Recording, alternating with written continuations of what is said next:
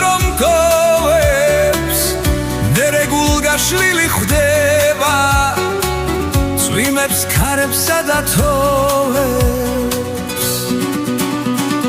ზამთარს მოეწონა მარდის კეკლუცობა კოცნას უპირებდა ფიფქითით ისდოლა ახლა ქორწილი აქვთ კაბა შეიკერა ზამთარს გავხვებიო იებს ეუბნება ზამთარს